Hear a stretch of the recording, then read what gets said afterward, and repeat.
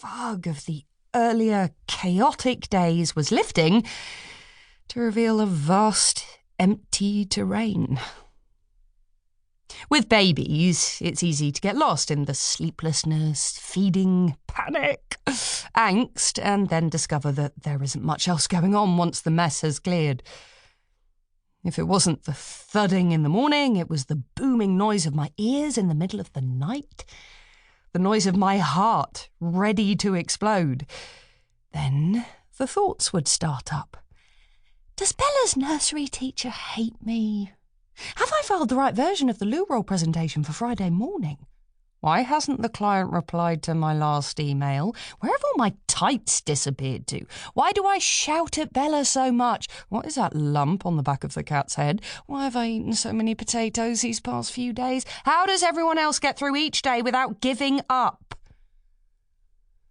The only thing I could do to quiet my brain was watch a couple of episodes of Keeping Up with the Kardashians. These beautiful yet strangely cold women lived in a universe where life looked busy yet relatively easy and seemed devoid of emotion, each face rendered immobile by Botox. I am sure someone at Mango Lab, the market research company I worked for, would offer up a cultural context as to why this reality TV soothed me.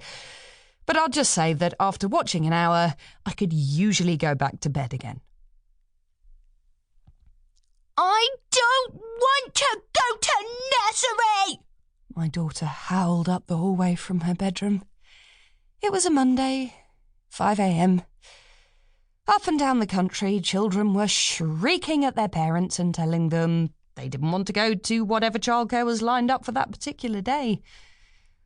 It always made me sad to see the drop-offs, the weary, stooped shoulders of the parents, the red-rimmed eyes of the kids.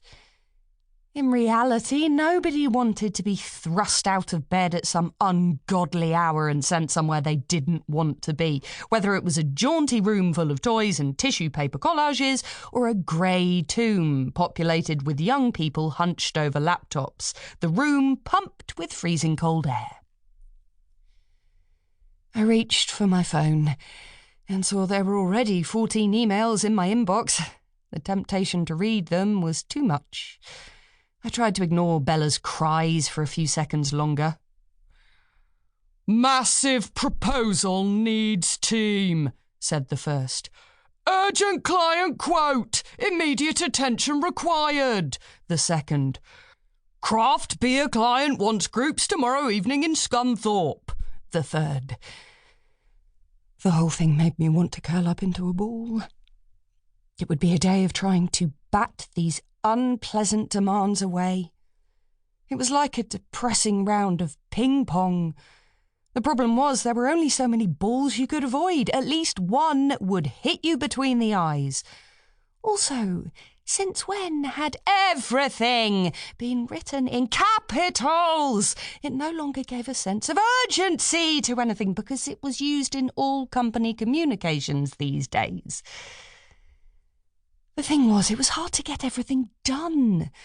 Having a successful career, a strong relationship, owning a home, well, that was pretty much impossible, and having a family. And then on top of that, for me anyway, work had proven so stressful that it had kicked my reproductive prowess to the curb for a good while.